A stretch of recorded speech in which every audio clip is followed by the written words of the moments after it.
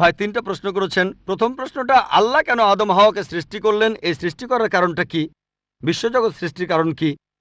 আল্লাহ সৃষ্টি করেছেন আদম আর হাওয়াকে, তারা দুজনে শান্তিতে থাকুন, যাতে করে মানুষ যাতে আসতে পারে, তারা আমাদের সবার পূর্বপুরুষ।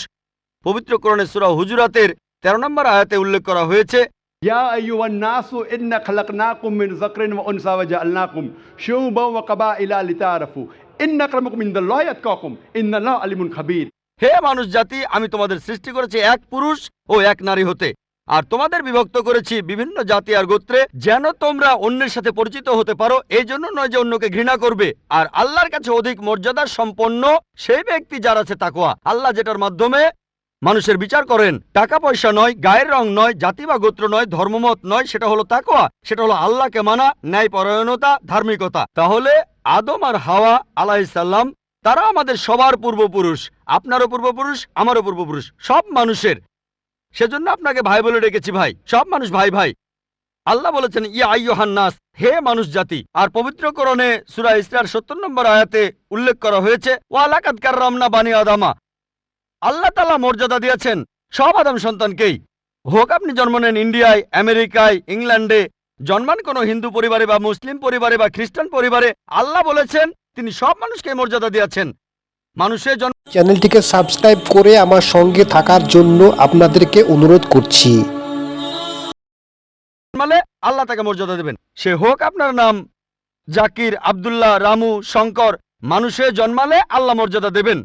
আপনার প্রশ্নতে আসি, কেন আল্লাহ তাআলা মানুষ সৃষ্টি করলেন? আল্লাহ মানুষ সৃষ্টি করেছেন কারণ আল্লাহ বলেছেন মানুষ হলো আল্লাহ সৃষ্টির মধ্যে সেরা। আল্লাহ তাআলা অন্য যা কিছু সৃষ্টি করেছেন তা আল্লাহকে মানে।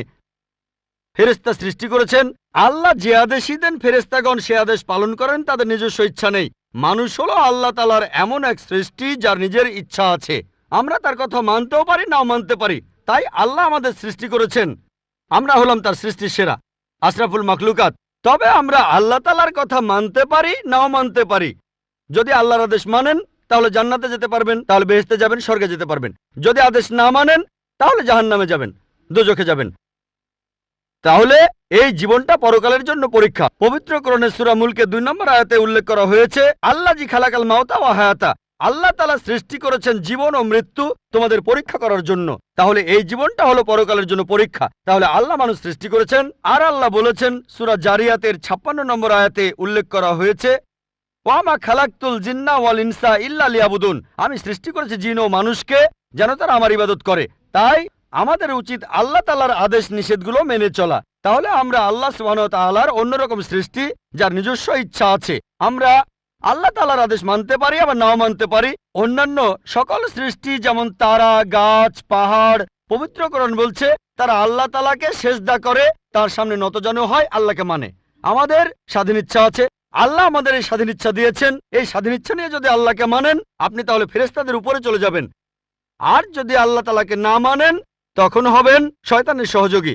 আল্লাহ আমাদের সৃষ্টি করেছেন পরকালের পরীক্ষার জন্য। আপনার দ্বিতীয় প্রশ্নে আসি, সবকিছুর একটা স্রষ্টা আছে, আল্লাহকে বানিয়েছে কে? যদি কেউ বলে সবকিছুরই একটা স্রষ্টা আছে, কথাটা ঠিক নয়। সব সৃষ্ট জিনিসের স্রষ্টা আছে। আল্লাহ তাআলার সংজ্ঞা হচ্ছে তাকে কেউ সৃষ্টি করেনি। যখনই বলবেন কে আল্লাহকে বানিয়েছে, সে আল্লাহ নয়। আল্লাহ তাআলার সংজ্ঞা হচ্ছে তিনি সৃষ্টি হননি।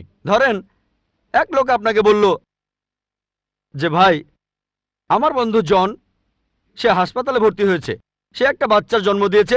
বলতে পারবেন এই বাচ্চাটা ছেলে না মেয়ে? বলতে পারবেন? চেষ্টা করেন, দেখেন। পারবেন না কেন? ছেলে না মেয়ে? হ্যাঁ না। ধরেন ভাই জন, সে হাসপাতালে ভর্তি হয়েছে, সে একটা বাচ্চার জন্ম দিল। এই বাচ্চাটা ছেলে না মেয়ে? আপনি বলতে পারবেন? না না। 50% চান্স ছেলে না মেয়ে। লোকজন সবাই হাসছে কেন? বলতে পারবেন? পারবেন না কেন? যে উত্তরই বলেন সেটা কি ঠিক হবে? চেষ্টা করে দেখেন, যে বাচ্চাটা জন্মালো সে কি ছেলে না মেয়ে? চেষ্টা করেন। মেয়ে। মেয়ে। ভাই, পুরুষ লোক কি বাচ্চার জন্ম দিতে পারে? হ্যাঁ, এখানে আপনি ভুল করেছেন। একইভাবে ভুল করেছেন যখন বললেন কে আল্লাহকে বানিয়েছে। পুরুষ লোক কোনো বাচ্চার জন্ম দিতে পারে না, তাহলে তো মেয়ে বা ছেলে হওয়ার প্রশ্নই আসে না। এখন কি আপনি বুঝতে পেরেছেন? হ্যাঁ, বুঝতে পেরেছেন, এই তো ভালো। পুরুষ লোক কোনো বাচ্চার জন্ম দিতে পারে না, তাহলে তো ছেলে বা মেয়ে হওয়ার কোনো প্রশ্নই আসে না। যখন প্রশ্ন করলেন কে আল্লাহকে সৃষ্টি করেছে, আল্লাহর সংজ্ঞা হচ্ছে, ঈশ্বরের সংজ্ঞা হচ্ছে তিনি সৃষ্টি হননি। যখনই বলবেন কে আল্লাহকে বানিয়েছে, সে আল্লাহ নয়। ওয়ালাম ইয়াকুল লাহু কুফুয়ান আহাদ, তার সমতুল্য কেউ নেই। এবারে আপনার শেষ প্রশ্নটাতে আসে, আল্লাহকে আল্লাহকে সবচেয়ে সেরা সংজ্ঞাটা আছে পবিত্র কোরআনে সূরা ইখলাসে 1 নম্বর থেকে 4 নম্বর আয়াতে উল্লেখ করা হয়েছে। এখানে বলা হয়েছে যে কুল হুয়াল্লাহু আহাদ, বলো তিনি আল্লাহ এক অদ্বিতীয়, আল্লাহুস সামাদ, তিনি অবিনশ্বর চিরস্থায়ী, লাম ইয়ালিদ ওয়া লাম ইউলাদ, তিনি জন্ম নেননি, কাউকে জন্ম দেননি, ওয়া লাম ইয়াকুল লাহু কুফুয়ান আহাদ, তার সমতুল্য কেউ নেই। এই হলো 4 লাইনের সংজ্ঞা আল্লাহ সুবহানাহু ওয়া তাআলার। যদি কোনো মানুষ, যদি কেউ বলে যে অমুক লোকটা আল্লাহ, সেই লোক যদি এই 4টা শর্ত পূরণ করতে পারে, আমাদের মুসলিমদের কোনো আপত্তি থাকবে না সেই লোককে আল্লাহ বলে মেনে নিতে। 4 লাইনের সংজ্ঞা, এটাই হলো ধর্মের লিটমাস টেস্ট। আল্লাহ তাআলার সংজ্ঞা প্রথমটা হলো কুল হুয়াল্লাহু আহাদ, বলো তিনি আল্লাহ এক অদ্বিতীয়, আল্লাহুস সামাদ, আল্লাহ বিনশ্বর চিরস্থায়ী, লাম ইয়ালিদ ওয়া লাম ইউলাদ, তিনি জন্ম নেননি, কাউকে জন্ম দেননি, ওয়া লাম ইয়াকুল লাহু কুফুয়ান আহাদ, তার সমতুল্য কেউ নেই। যদি হিন্দু ধর্মগ্রন্থগুলো পড়েন, সেখানেও একই রকম কথা বলা হয়েছে, কুল হুয়াল্লাহু আহাদ। এটা পাবেন আপনাদের ছান্দোগ্য উপনিষদে 6 নম্বর অধ্যায় 2য় অনুচ্ছেদের 1ম পরিচ্ছেদে, এক্কামে বিদ্বিতীয়াম, ঈশ্বর মাত্র একজন, দ্বিতীয় কেউ নেই। দ্বিতীয় টেস্ট আল্লাহুস সামাদ, আল্লাহ বিনশ্বর চিরস্থায়ী। ভগবদ্গীতা 10 অধ্যায়ে 3 অনুচ্ছেদ বলছে, আমাকে বলা হয় এই বিশ্ব জগতের প্রভু, আমি জন্ম নেইনি, কোনো শুরু নেই। তৃতীয় টেস্ট লাম ইয়ালিদ ওয়া লাম ইউলাদ, তিনি জন্ম নেননি, কাউকে জন্ম দেননি।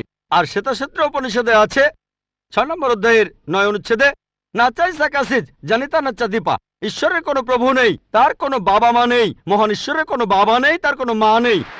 তারপর ওয়ালাম ইয়াকুল লাহু কুফুয়ান আহাদ, তার সমতুল্য কেউ নেই। আর শ্বেতক্ষেত্র উপনিষদে বলা হয়েছে 4 নম্বর অধ্যায়ের 19 অনুচ্ছেদে আছে। এছাড়াও যজুর্বেদ 32 অধ্যায়ের 3 অনুচ্ছেদে বলা হয়েছে, নাতাস্তি প্রতিমা আস্তি, মহান ঈশ্বরের কোনো প্রতিমা নেই, কোনো মূর্তি নেই, কোনো ছবি নেই, কোনো ফটোগ্রাফ নেই, কোনো ভাস্কর্য নেই। এটা কে বলেছে? যজুর্বেদ 32 অধ্যায় 3য় অনুচ্ছেদ বলেছে একই কথা, ওয়ালাম ইয়াকুল লাহু কুফুয়ান আহাদ। যদি কেউ বলে যে অমুক লোকটা হচ্ছে আল্লাহ, যদি সেই লোক এই 4টা শর্ত পূরণ করে, আমরা মুসলিমরা কোনো রকম আপত্তি ছাড়াই সেই লোককে আল্লাহ বলে মেনে নেব। যেমন ধরেন, কিছু লোক বলে ভগবান রজনীশ হলেন মহান ঈশ্বর। একবার প্রশ্নোত্তর পর্বে এক হিন্দু আমাকে বলেছিলেন, আমরা ভগবান রজনীশকে ঈশ্বর বলে মানি না। আমি কখনোই বলিনি হিন্দুরা ভগবান রজনীশকে ঈশ্বর বলে মানে। আমি বলেছি কিছু লোক তাকে ঈশ্বর বলে মানে। আসুন দেখি রজনীশকে আমরা টেস্ট করি। প্রথম টেস্ট হলো কুল হুয়াল্লাহু আহাদ, বলো তিনি আল্লাহ এক অদ্বিতীয়। রজনীশ কি এক অদ্বিতীয়? সেই কি একমাত্র লোক যে নিজেকে ঈশ্বর দাবি করেছে? এরকম অনেক মানুষই ছিল, আর এই দেশে হাজার হাজার লোক নিজেকে ঈশ্বর দাবি করেছে। রজনীশ একমাত্র নয়। তবে রজনীশ ভক্তরা বলে না না, উনি একটু আলাদা। এবারে পরের টেস্টে দেখি, আল্লাহুস সামাদ, আল্লাহ অবিনশ্বর চিরস্থায়ী। রজনীশ কি অবিনশ্বর চিরস্থায়ী? আমরা তার জীবনী থেকে জানি, তার আত্মজীবনী থেকে। রজনীশ ভুগছিলেন অ্যাজমা, ডায়াবেটিস আর পিঠের ব্যথায়। চিন্তা করেন, মহান ঈশ্বরের হয়েছে অ্যাজমা, ডায়াবেটিস, পিঠের ব্যথা। তৃতীয় টেস্ট লাম ইয়ালিদ ওয়া লাম ইউলাদ, তিনি জন্ম নেননি, কাউকে জন্ম দেননি। ভগবান রজনীশ জন্মেছিলেন মধ্যপ্রদেশে, তার বাবা মাও ছিলেন।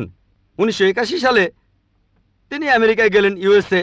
তখন হাজারো আমেরিকান তার ভক্ত হয়ে গেল। তারপর আমেরিকার অরিগন প্রদেশে তিনি বানালেন একটা সেন্টার, আর তার নাম দিলেন রজনীশপুরম, তার গ্রাম। পরবর্তীতে আমেরিকান সরকার তাকে অ্যারেস্ট করে কারাবন্দী করে রাখলো। রজনীশ বলতো যে আমেরিকান সরকার তাকে স্লো পয়জনিং করেছে। চিন্তা করেন, মহান ঈশ্বরকে স্লো পয়জনিং করা হয়েছে। 1985 সালে আমেরিকান সরকার তাকে বের করে দিলে সে ইন্ডিয়ায় চলে আসে। তারপর এখানে পুনায় সে আরেকটা সেন্টার খুললো, আর তার নাম দেওয়া হলো ওশো কমিউন। যদি রজনীশের সমাধির কাছে কখনো যান, তার সমাধির উপরে লেখা আছে ভগবান রজনীশ ওশো। কখনো জন্মাননি, কখনো মরেননি, তবে পৃথিবীতে ভ্রমণ করেছেন 1931 সালের 11 ডিসেম্বর থেকে 1990 সালের 31শে জানুয়ারি পর্যন্ত।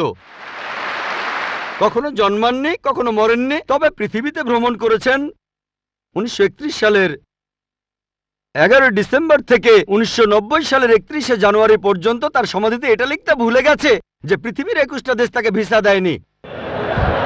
মহান ঈশ্বর আসলেন এই পৃথিবীতে, পৃথিবী ঘোরার জন্য, বিভিন্ন দেশে যাওয়ার জন্য তার নাকি ভিসাও লাগে। তখন গ্রিসের আর্কবিশপ বলেছিলেন, যদি রজনীশকে এই দেশ থেকে তাড়িয়ে না দেওয়া হয়, আগে তার ঘর পোড়াবো, তারপর ভক্তদের ঘর পোড়াবো। শেষ টেস্ট ওয়ালাম ইয়াকুল্লাহু কুফুয়ান আহাদ। পরীক্ষাটা এতই কঠিন যে একমাত্র আল্লাহ ছাড়া কেউই পাশ করবে না। যখনই আল্লাহর সাথে কারো তুলনা করবেন, সে আল্লাহ নয়। ওয়ালাম ইয়াকুল্লাহু কুফুয়ান আহাদ। এখন ভগবান রজনীশ অন্য অনেক মানুষের মতো মুখে দাড়ি ছিল, একটা নাক, দুটো চোখ, দুটো কান, দুটো হাত। যখন আল্লাহর সাথে পৃথিবীর কোনো কিছুর তুলনা করবেন, সে আল্লাহ নয়। ওয়ালাম ইয়াকুল্লাহু কুফুয়ান আহাদ। যদি কেউ বলে যে আল্লাহ তাআলা হাজার গুণ বেশি শক্তিশালী, আপনারা কি শোয়ার্জনেগারের নাম শুনেছেন? এই লোকের নাম কখনো শুনেছেন? কখনো শুনেছেন তার নাম? এই লোক একটা সময় ছিল মিস্টার ওয়ার্ল্ড, মিস্টার ইউনিভার্স, পৃথিবীর সবচেয়ে শক্তিশালী লোক, বিশ্বজগতের সবচেয়ে শক্তিশালী লোক। যখনই আল্লাহকে তুলনা করবেন কোনো কিছুর সাথে, হোক সেটা আর্নল্ড শোয়ার্জনেগার, হোক সেটা দারা সিং, হোক সেটা কিংকং, হোক সেটা হাজার গুণ বা লক্ষ গুণ, যখনই আল্লাহর সাথে এই পৃথিবীর কোনো কিছুর তুলনা করবেন, সে আল্লাহ নয়। ওয়ালাম ইয়াকুল্লাহু কুফুয়ান আহাদ। তার সমতুল্য কেউ নাই। তাহলে এই হলো 4 লাইনের সংজ্ঞা আল্লাহ সুবহানাহু ওয়া তাআলার পবিত্র কোরআনে আছে। আপনি যে ঈশ্বরের পূজা করছেন, ভাই, সেই ঈশ্বরকে সূরা ইখলাস দিয়ে টেস্ট করুন। যদি তিনি পাশ করেন, তাহলে সত্যিকারের ঈশ্বর, তা না হলে নকল ঈশ্বর। ধন্যবাদ।